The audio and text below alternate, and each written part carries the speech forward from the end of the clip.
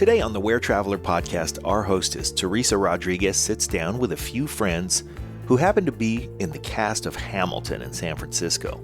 That production's run has been extended through May 31st of next year, and while a performance that spectacular for a show this hot does sell out, you can get tickets for a really good seat at very reasonable prices. They start at $75 for seats with great visibility, some even in sections on the main floor. So if you have not seen the show, it is truly an experience of a lifetime. You'll be moved, you'll learn history, and you'll get attached to characters from our country's founding who you may never have even known. You'll also be inspired to go out and make your own difference, and all for the price of a ticket that is, again, very reasonable. Just go to hamiltonmusical.com, choose San Francisco, or click on the link in the show notes to get right there. Now, about our guests today. Rick Negron plays King George III. His stage career spans 25 years and 8 Broadway productions, numerous tours, a variety of work in film, television, commercials, and voiceovers. His depth of experience includes every aspect of the entertainment business.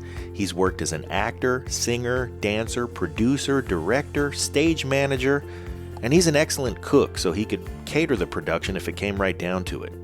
Simon Longnight plays Thomas Jefferson and the Marquis de Lafayette, and he's one of the youngest cast members in the show.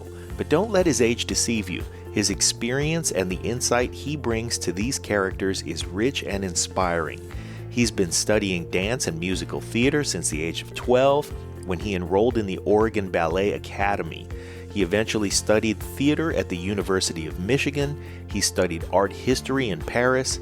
He's the oldest of 7 kids, 5 of whom were adopted through foster care, and he credits his family for teaching him the generosity and sense of collaboration that makes him shine in this particular production every single night. Brion Marquis Watson is the youngest member of the cast. He is originally from Greensboro, North Carolina, where he was a gifted athlete who turned his attention to dance, where he could put his physicality and expressiveness to work together. He studied musical theater at the Cincinnati Conservatory of Music before transferring to the prestigious Alvin Ailey American Dance Theater in New York and graduating from there with honors not very long ago. His career is off to a great start, though. He's already worked in TV, and in his performance in Hamilton, he's a standout every show. Now, if you like this kind of content and you want to support the WhereTraveler podcast, please go to iTunes or Spotify or iHeartRadio or whichever app you open to hear us and rate the show. And if you're feeling expressive, please write us a review and let other listeners know how you feel. Also, share the show with your friends and your fellow travelers. It helps us reach new listeners, and we really appreciate it. And now, along with our host, Teresa Rodriguez, here are our guests today from the San Francisco cast of Hamilton, captured in the Blue Room of the Orpheum Theater. Here are Rick Negron, Simon Longnight, and Brion Marquis Watson.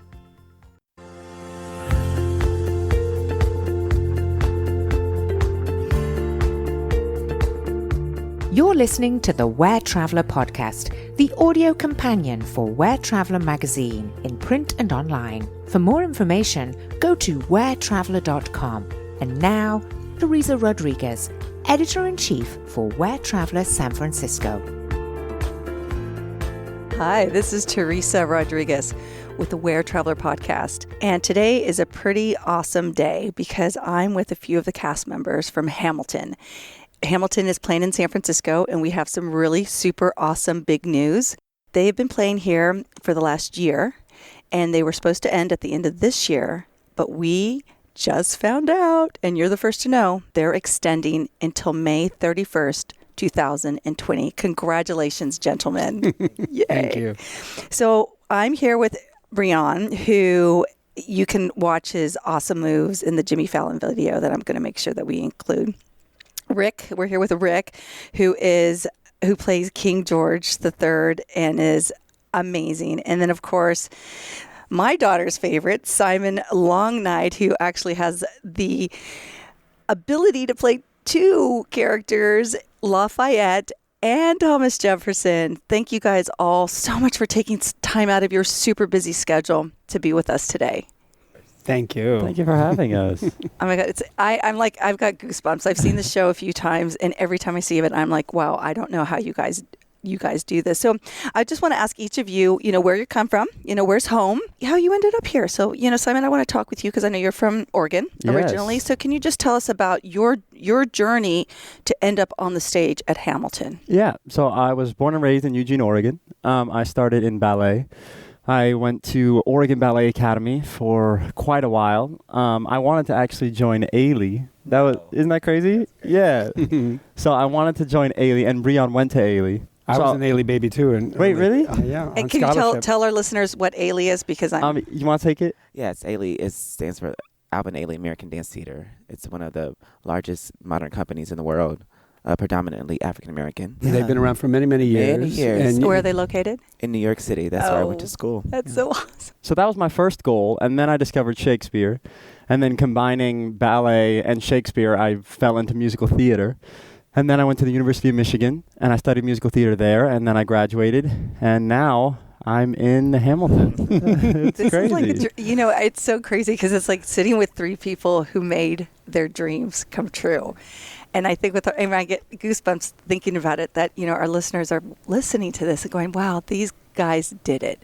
You guys made it. And that is just so fantastic. It's a crazy sensation. Yeah, with very different journeys. Yeah. Oh, yeah. Because this was my dream role. Like, this was my dream show. Really? My dream track. And right out of school, the pieces seemed to fall into place. So I feel very blessed and thank my lucky star every single day. Yeah, you did have to go through quite a few auditions, I recall. Oh, yeah, right? Absolutely. I know I had 7 auditions over 9 weeks, which were crazy. It was an amazing journey, and now I'm here. And you got that call. What was that call? It was really crazy. I was standing on the street, and I got it, and they were like, hey, so you're going to be performing opposite Lin-Manuel Miranda. I was like, wait, what? And I freaked out. I called my loved ones, and it's one of those moments that will be ingrained in my memory forever. Yeah. Yeah. Yeah. That I can't wait for one of those calls. It won't be on stage though, darlings. It won't be on stage. You never know. Yeah, there's many of those calls throughout your life. There are. And Rick, tell us about your journey because oh my. Do you have all day? Because you are what's the right word I'm looking for? You've done quite a few productions, right? I mean, this is unlike Simon. This is his first. I'm on the other side of the Broadway vet. Yeah, you're the vet. I am a Broadway vet. Yeah. Yeah, because I don't know the terminology because Oh, it's Broadway. Okay. You can call me a legend. No, I'm a Broadway legend. Call me a Michael Jackson dancer. Yeah, I was a dancer in my youth. No way. So yeah, I started at 10. I was 10 years old in Puerto Rico. I'm from Puerto Rico. My last name is Negron. Negron. Yeah. My mom is Irish from Ohio, and my dad's Puerto Rican, and they met in Mexico, and that's a long story. But I ended up in Puerto Rico, and my mom was a school teacher, and she was the drama teacher, and she's the one that got me hooked on this thing. And I started at 10. I did my first professional show, and then what was it? It was a show called The Me Nobody Knows, which was a musical back in the 70s about inner city kids. Okay. And they did it in Puerto Rico. You did a concert version right before I booked the show in New York. Yeah, that's really crazy. And I've seen videos of it. Yeah. That's wild. Yeah. And what's funny is that production in Puerto Rico spawned me. It spawned Josie de Guzman, who went on to do a bunch of shows on Broadway, and a pretty prominent playwright named Edwin Sanchez was in that production with me, who's done a lot of stuff around the country. And anyway, long story short, I also got involved in the dance world, in the musical theater and the dance world. And then when I went to college, I went to Sarah Lawrence outside New York City, and I was a modern dancer. And then while I was there, I became an Alvin Ailey American Dance Theater Scholarship student in 1980-81, a long time ago. And actually briefly worked with the Paul Taylor Dance Company before I realized that this dance team was really hard as a concert dancer. And let's talk about concert dancing. When you mean concert dancing, like you're on stage with like... Concert dancers are people that are in dance companies, whether it's ballet, jazz, modern, contemporary, tap, they're in dance companies, and that's what we call concert dancers. Okay. And then you have Broadway dancers, which is really what was my first love, and then somehow I got steered into concert dancing, but I went back to the Broadway thing, and I did I was in the chorus of a Broadway show in '85. That was my first show. Wow. And wasn't even thought of. I know you weren't even a glimmer in your mom's eye. But I danced in a lot of Broadway shows through the '80s and the early '90s, and then I moved to LA, met my wife, and realized that my dancing days were behind me, and I could always sing and act, and so I focused on that, and then just transitioned into doing roles and being an actor and a voiceover artist, and I'm a jack of all trades. Well, you're a great King George of all trades as well. But what happened in 2005 was I got a phone call from an old dance friend of mine, Sergio Trujillo, who's a well-known choreographer who's done a ton of shows on Broadway. And he called me up and he was working on an early workshop of a show called In the Heights. And so he called me up and said, hey, listen, they're doing a workshop at the O'Neill, and you'd be great for the dad. And long story short, I got there. I met Lin-Manuel and the whole team that created Hamilton. Their first show was In the Heights. I met them all back then. And then a lot of history there. And then I ended up replacing the original guy on Broadway and I did In the Heights for 2 years on Broadway with Lin and a lot of the same players that were involved with Hamilton. And then I went back to LA after In the Heights closed, and I kept in touch with those guys. And then when Hamilton rolled around, I said, I got to be in this. Yeah. So I started auditioning about 2 years before I got the job. Really? And so, they are very, very particular and very, I should say, supportive. They want to make sure they get the right people, and they want to give you your best shot. So you have. I use that. That's a song lyric from the show. Yeah. But that they literally they have you come in for work sessions, and you work with Alex Lacamoire, the musical director, and he gives you notes. And by the time you're done with the audition process, you're ready to go. Yeah. And they want you. Like, one thing I learned while I was auditioning, and that I keep in mind when I'm going to auditions, is they want you to succeed. Oh yeah. Like, they don't want to sit in that small room auditioning people for another 9 weeks. They want you to get the part, and they want to do what it takes. And especially with Hamilton, is I felt every time I entered the room is they wanted me to do my best on the material, and they were going to try and help me to do that. Yeah, and they didn't just give you the one shot. They literally say, okay, you can do better. You can work on this. You can work on that. We're going to bring you back, but these are some notes. And so they actually help you get to where you need to be to then book the job. That's which is amazing. Yeah, I love the fact that they're taking care of you. Yeah. But it's also they're being very demanding. They have high standards, and that's because they feel responsibility to the show. The show is very important. They can't just bring anybody in. Right.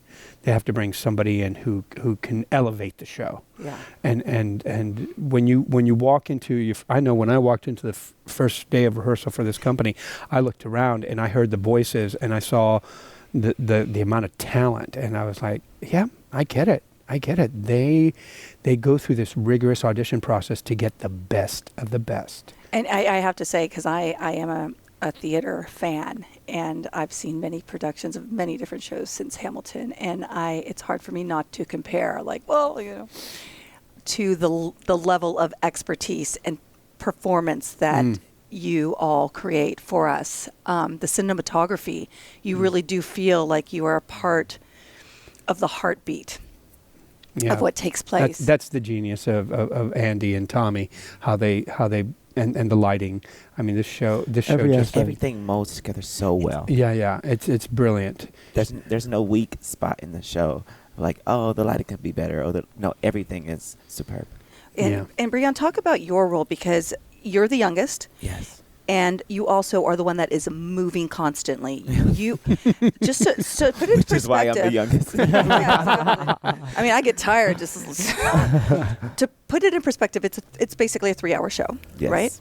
It's a marathon. It's a marathon, and you're doing this twice a week, many times, many days. The show? Yes. Oh, yes, some days, Wednesdays and Saturdays. Yeah. That's a lot. So let's talk about your performance and your involvement and also your commitment to this. Well, I am originally from Greensboro, North Carolina, and I started with musical theater before I attended Alvin Ailey. I got into musical theater. My brother was doing community theater where I was from. I was into sports. Really? Yeah. Right. Really? Exactly. Yeah, so we switched roles. Huh. And now I used to go see him in a production of The Wizard of Oz every year. And one year I said, I want to do this. So my mom said, okay, let's do it. I fell in love. And from then on, it was... And how old were you when you saw Wizard of Oz? 7, 8. Okay, so very formative years. Mm-hmm. So from then on, it was theater. No more sports. How about that? Isn't that crazy? And you see you on, I watch you on stage, and it's grueling up there. Yes, the show, like you said, is about 3 hours long, and we're always moving, telling the story, because as ensemble members, we carry the story along. You have these wonderful, principal actors who do what they do, but we are in the background, telling a story as well. I never moving thought set of that. around. Yeah. They're like the Greek chorus in many They ways. are. Yeah. They comment on it. They're Yeah. always watching. They're always there. And the set is very minimal. Yeah. Yeah, And the Yes. ensemble fully creates every single space. Mm-hmm. It's pretty spectacular what the actual ensemble does to create the atmosphere Yeah. of every single moment. Mm. And How many are in the company altogether? 30. I'm Teresa Rodriguez, Editor-in-Chief of Where San Francisco, and you're listening to Where Travel Podcast, where we love to talk about anything related to travel. For more information about this episode, as well as Where Traveler, be sure to check out WhereTraveler.com. and How many are in the company altogether? 30. including Yeah, if you include all everybody. the understudies and standbys, yeah. But on stage at one time, what's the most that you have on? So we got- I think it's about 20. Yeah, That's a right? Yeah, about 20. Yeah, 10 Wait, 10 ensemble and 10 leads. are there 10 leads? Yeah, I think so. Thereabouts. Yeah, that sounds right. We might be one Sure. or two off, but it's close to Yeah, that. it's hard every night, and I'm the type of performer, I won't go on stage if I feel like I can't give 100. Yeah. So every night I try to, because there's different people seeing the show every night, so I Right. feel like they should get the same experience as the person before them Right. or after them. It seems to me like there's a vitality that you have to be able to perform this day in and day out. Where do you think that vitality comes from? Brion? Passion. Yeah. It's pure, unadulterated passion. We That's where mine comes love from. what we do. We wake up every morning lucky to be doing what we do, Yeah. and we know that we are not only love what we do, but there's a responsibility to the people that see the show that we're changing hearts and minds. Yeah. You are. In many ways, we're teaching the youngsters about civics and about history and about legacy and what you do in this world matters It's Yeah. and how it affects the people around you. It's a beautiful story to tell as Yeah. storytellers. Because Yeah. with that responsibility, we get to actually make people think about things that they may have never thought about before. And like what Brion was saying, every audience is different. And every single night, that same group of people will never be in the same room again, Yeah. which is a beautiful thing. And you get to share 3 hours sitting and attentively watching a story. And like in today's day and age, how often do we get to do About to that? say that. Yeah. Like Wow. to come on one accord and like sit in a theater, to sit in a space together and share art and create art, and for someone to be moved. That's why I do it. Yes. It's the opposite of social media. Yeah. Yeah. Yeah. And Yeah, it's- where it- you're alone and you think you're connecting, but you're really not. Yeah, and I like what you said, Brion, about that connectivity, because it is profound, and you are, changing lives. I mean, I have to say, you know, I'm a single mom of an 8-year-old, and we saw the performance, and she was like, Hamilton's on a $10 bill. Who else is on the $10 bill? Who's on the back of the $10 bill? Why are they on bills? And then, like you said, the conversation opens up. Mm-hmm. And we were doing some podcasts in New York, and she wanted to see where Hamilton was buried. So we went there because it was in the musical. We would have never thought of that. So that's thank you guys for doing that. Mm-hmm. And so I would love to know from each of you, like, let's start with Simon. What would you say is the biggest takeaway that from performing this that you've gotten about Hamilton? Oh my goodness. You only got one. No, The biggest takeaway that I have received from Hamilton, the musical in general. Yeah, just the whole experience of like, wow, this guy did this, whoa, like, and the fact that you're playing two very important roles. You know, you're playing Marquis de Lafayette and you're playing Thomas Jefferson, two pivotal men in the history of the United States of America, and you're them. Yeah.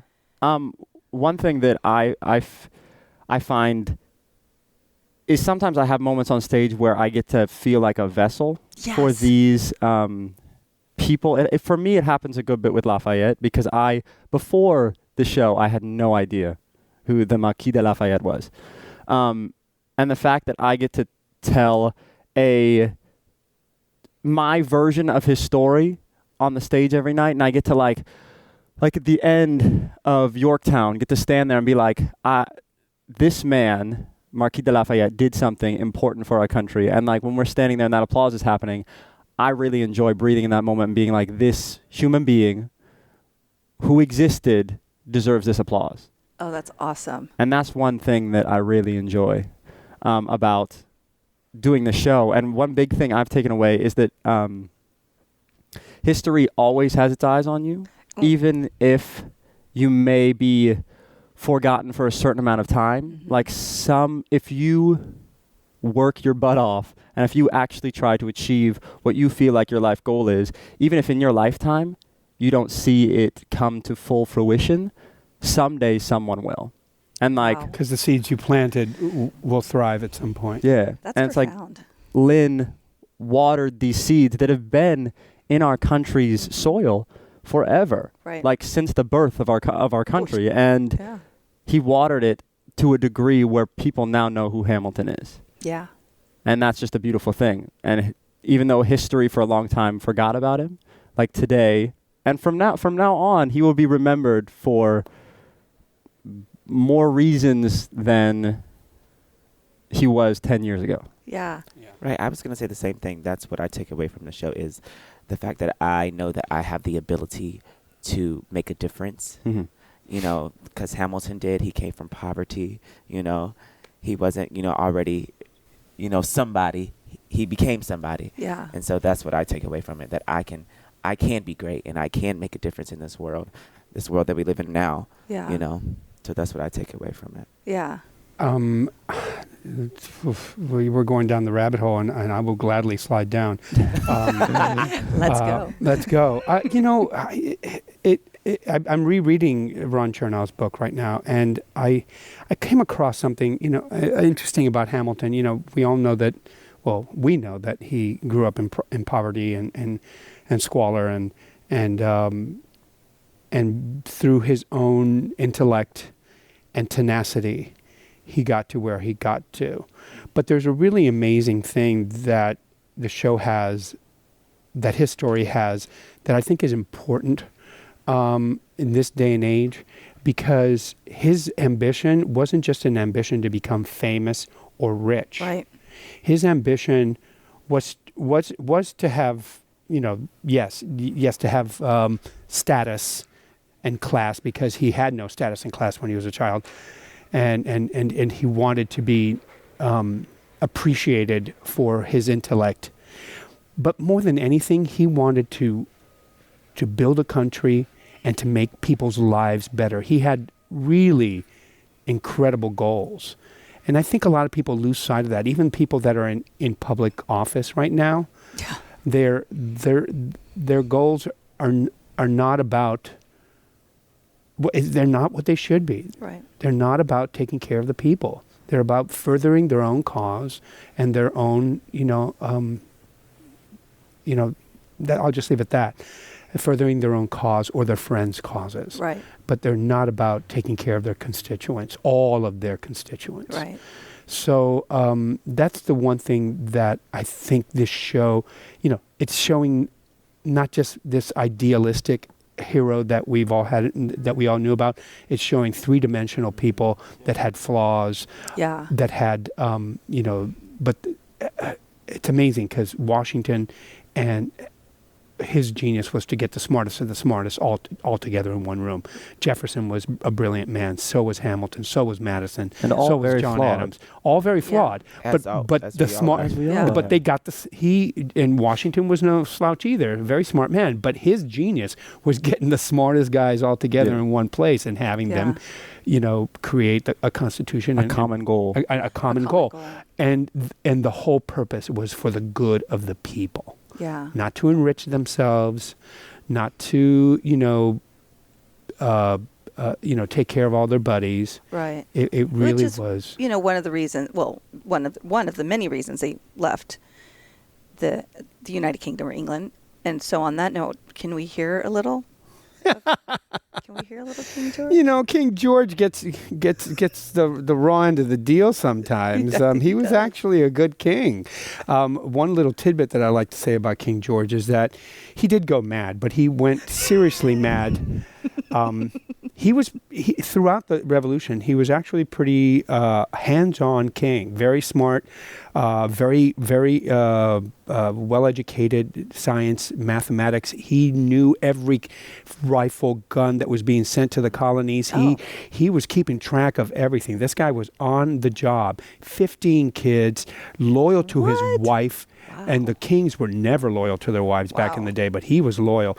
And he was frugal. He barely entertained at the castle. They ate leftovers. I mean, this was unlike any other king before him.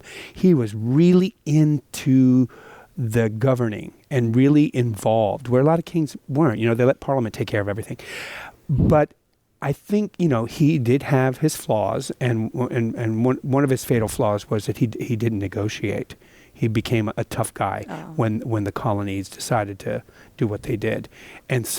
And then what he didn't also see was that France was going to help America. Right. And when he did not, and Marquis de Lafayette and Jefferson, who was in France, facilitating all that. Oh yeah, writing the French Declaration. They were all in on it. But Revolution. England did not foresee that, and that was their fatal flaw. They would have never won the war without France's help. Wow. But after he lost the colonies, he started having bouts of madness, but it went back and forth. It wasn't until later in life when he went totally crazy. But the British public fell in love with him, and they took pity on him when he went mad. And that love affair between the British public and the royals started with King George III and has continued to this day. That's fascinating. Yeah. And but for the purposes of our show, right, he is the ultimate, petulant child who is seen, and his lover, the colonies, saying, "I'm gonna give up on you. I'm gonna break up with you." And he says, Please. "No, you're not." Please just give us a few lines. Will you say? So good. The price of my love's not a price that you're willing to pay. You cry in your tea, which you hurl in the sea when you see me go by. Why so sad? So petty. Remember we made an arrangement when you went away. Now you're making me mad. And so, it goes from there. But that is the ultimate breakup song. It is so great. And my favorite is the last line, which I'm no spoiler alert. Most people know the music already, so They do. And that's one thing I'll recommend to our listeners is that if you're not familiar with either the story or the music, go ahead and listen to it. Yeah. The show It moves quick. and the words are coming at you fast and furious. And especially if you're not a youngin', if you're more my age, middle aged, and a little bit past that, I recommend listening to the music. Or if you want to be surprised by the music, at least acquaint yourself with the story of Hamilton. Yeah, I agree. Because all that information is coming at you very quickly. And I remember the first time I saw the show, I had no idea what I was, and I missed probably a third of it because the words are coming at you so fast. I think that is the best piece of advice for people who want to see the show, who have not seen the show yet, because I was like you. It was 3 hours of, oh my God, this is amazing. What just happened? Yeah. Why am I crying? Which is why people come back and see it over and over again, because there's so much there. Yeah. It's a three-ring circus. Show the next time you see it. Totally. Yeah. I met a guy in Puerto Rico, and when this company was put together for the Puerto Rico run with Lin-Manuel, and they had choice seats. It was a big fundraiser, and people were paying $5,000 a seat and that was to make up the money for Lin's foundation, the Flamboyant Foundation for Arts Education. And this guy had come to see Hamilton, and they had like a little party afterwards that we would hang out with those big donors. And he said, I've seen Hamilton 26 times. And I'm sure he's probably, by the time he's done, he's probably going to see Hamilton a lot more. Yeah. He just loves it. I could. I mean, it's every day we wake up to the Hamilton soundtrack. It's a Not sick of it yet. Yeah, no, not at all. Okay. We want to hear a little bit of Lafayette. Oui, mon ami. How did you learn that?